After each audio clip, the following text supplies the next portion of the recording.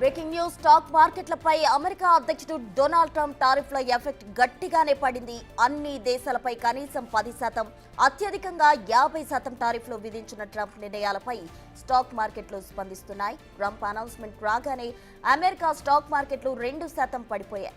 America stock మార్కెట్లలో 3 రోజుల లాభాలకు break వేసింది ట్రంప్ టారిఫ్ అనౌన్స్మెంట్. ఇక జపాన్, కొరియా మార్కెట్లపై కూడా ఈ ఎఫెక్ట్ పడింది.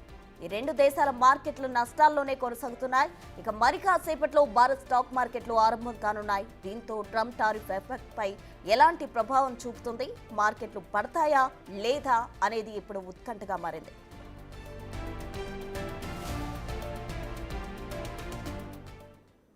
సో ఇదే అంశానికి సంబంధించి మనతో డిస్కస్ చేయడానికి డాక్టర్ జీవీ రావు గారు, ఆర్థిక రంగ నిపుణులు సిద్ధంగా ఉన్నారు. నమస్తే అండి జీవీ రావు గారు.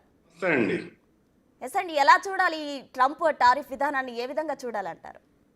అయితేనండి ఇక్కడ ట్రంప్ గారు ఒక మాట ఏమంటున్నారంటే, నాకు శత్రు దేశాల కన్నా కూడా మిత్ర దేశాలతోటి ఎక్కువ ఇబ్బందులు ఉన్నాయని చెప్తున్నారు. అంటే ముఖ్యంగా ఈ యొక్క వర్డ్ మాత్రం భారతదేశాన్ని ఉద్దేశించే ఆయన మాట్లాడారని చెప్పుకునే చెప్తున్నారు. అయితే ఇక్కడ ఏంటంటే అభివృద్ధి చెందుతున్న దేశాలు, అభివృద్ధి చెందిన దేశాలకి మధ్య తేడా ఉంటుంది. ఎప్పుడైనా టారిఫ్లు అనేటువంటిది ఎక్కువగా అభివృద్ధి చెందుతున్నటువంటి వెనకబడినటువంటి దేశాలు ఎక్కువగా విధిస్తూ ఉంటాయి.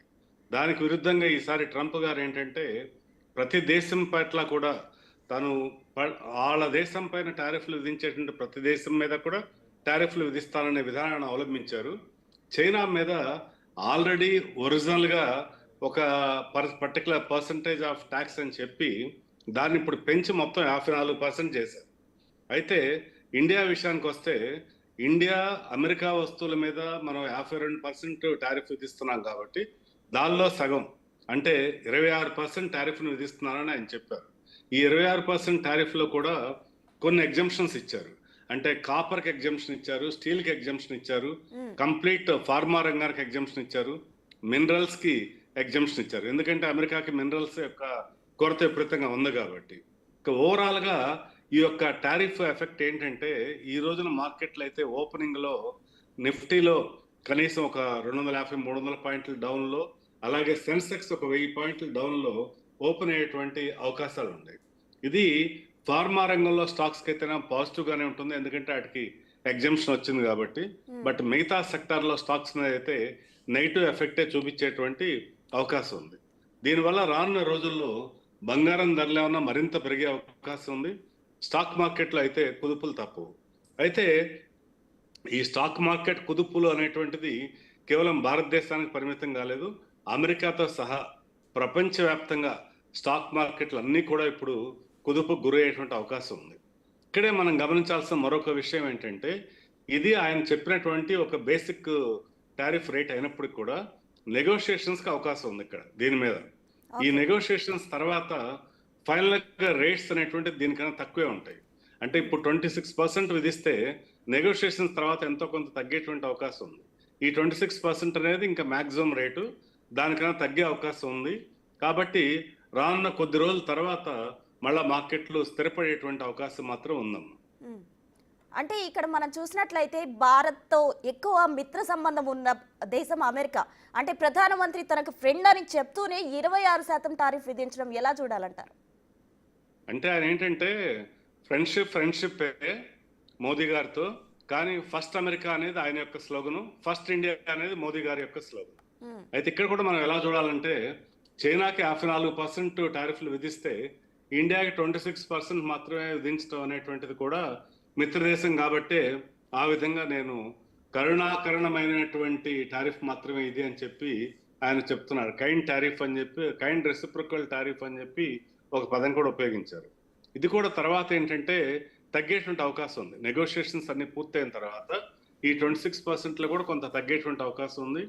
ముఖ్యంగా కొన్ని రంగాలకు ఏమైనా ఎగ్జంప్షన్ ఇచ్చారు అంటే ఆ ఎగ్జంప్షన్ కూడా కారణము మన మీద ఏదో బెనిఫిట్ చేయాలని కూడా కాదు, కానీ ఆయా దేశాల్లో అమెరికాకి ఏ అయితే అవసరాలు ఉన్నాయో, అంటే ఔషధ రంగం కానివ్వండి, మినరల్స్ కానివ్వండి, బంగారం కానివ్వండి, వీటి యొక్క అవసరాలు ఉన్నాయి కాబట్టి వాటి మీద టారిఫ్లు లేకుండా మిగతా ప్రొడక్ట్స్ అన్నిటి మీద టారిఫ్ విధించారు. ఈ టారిఫ్లు కూడా మనకి ఇంకా తగ్గేటువంటి అవకాశం అయితే ఉందమ్మా రానున్న రోజుల్లో. అంటే దీనివల్ల అమెరికాకు ఏమైనా నష్టం వచ్చే అవకాశం ఉంటుంది కదా? అటు అమెరికాలోనే ఎక్కువగా స్టాక్ మార్కెట్లు పడిపోయిన స్థితి, మరి దాన్ని ఎలా చూడాలి? ఇది ఏంటంటే తాత్కాలికంగా అమెరికాకి నష్టం అయినప్పటికి కూడా ఓవర్ ఏ పీరియడ్ లో ఆయన యొక్క ఎయిమ్ ఏంటంటే అమెరికాలోనే వస్తోత్పత్తి ఎక్కువగా జరగాలని చెప్పి వేరే దేశాల్లో ఉండేటువంటి వాళ్ళు కూడా అమెరికాలోనే ప్లాంట్ కనుక ఏర్పాటు చేసుకుంటే జీరో టారిఫ్ అవుతుంది కాబట్టి మేము ప్రోత్సాహం ఇస్తామని చెప్తున్నారు. అంటే ఒక రకంగా ఇండియన్ పాలసీస్ ని ఆయన కాపీ చేసే ప్రయత్నం చేస్తున్నారు.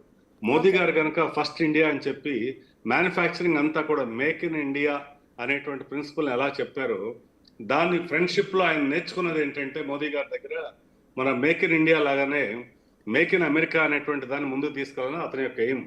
అందువల్ల ఈ యొక్క టారిఫ్ల వల్ల తాత్కాలికంగా స్టాక్ మార్కెట్లు డౌన్ అయినప్పటికీ కూడా ఓవరాల్ గా లాంగర్ రన్ లో అమెరికాకి ఇది ఉపయోగం అని, అమెరికాను ప్రొటెక్ట్ చేయడం కోసం మాత్రమే ఈ టారిఫ్లు విధిస్తున్నారని చెప్పి ఆయన చెప్తున్నాడు. ఇది ఒక రకంగా అమెరికాకు వచ్చే నష్టం కూడా టెంపరీ అని చెప్పి మనం గమనించాలమ్మా. అంటే ఏ కంపెనీలపై ఎక్కువగా ఈ టారిఫ్ ప్రభావం ఉండే అవకాశం ఉందంటారు? ఈ టారిఫ్ ప్రభావం నిజానికి అన్ని కంపెనీల మీద ఉంటుందమ్మా. కేవలం మనం మాట్లాడుకున్నటువంటి 5 కేటగిరీస్ ఆఫ్ కంపెనీస్ తప్పించి మిగిలిన అన్ని కంపెనీల మీద కూడా టారిఫ్ ప్రభావం ఉంటుంది.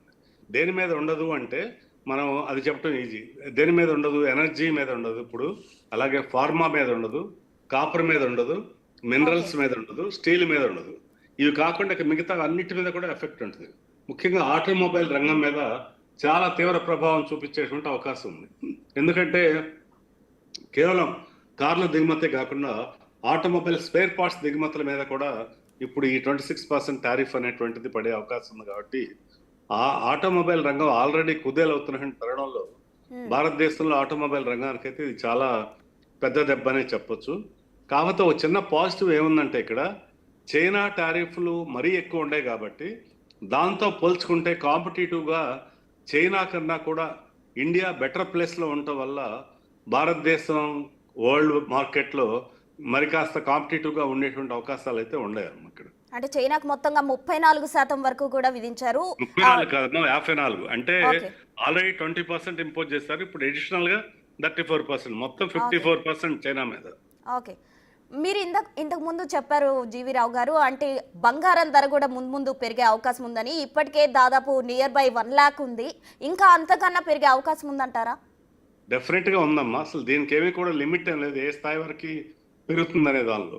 మనం ఇప్పుడు డాలర్ రూపంలో చూస్తే $3,100 ఉన్నటువంటి బంగారం ధర $3,500 అయ్యేటువంటి అవకాశం ఉంది. నిజానికి నేను గత సంవత్సర కాలంగా 62,000 నుంచి కూడా బంగారాన్ని ఇన్వెస్ట్ చేయమని చెప్పి ఇన్వెస్టర్స్ కి ఎన్నోసార్లు నేను సూచనలు చేస్తూనే వచ్చాను.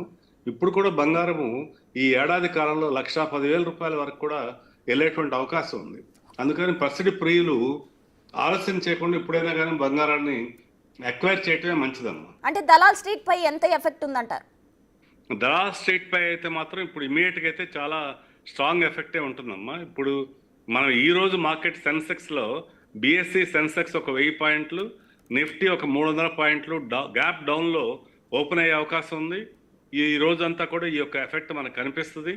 రానున్న రోజుల్లో మనం ఆ ఎగ్జెంప్టెడ్ కేటగిరీస్ కాకుండా మిగతా వాటి మీద ప్రభావం అయితే ఉంటుంది. సో స్టాక్ మార్కెట్లు ఈ ఏప్రిల్ నెలంతా కూడా ఈ విధంగా మంచి క్రేజీగా ట్రేడ్ అయ్యేటువంటి అవకాశం ఉంది. అంటే ఆటుపోట్లు ఎక్కువగా గురయ్యేటువంటి అవకాశాలు అయితే ఉన్నాయి. ఓకే అండి, థ్యాంక్ యూ జీవీరావు గారు. నమస్తే.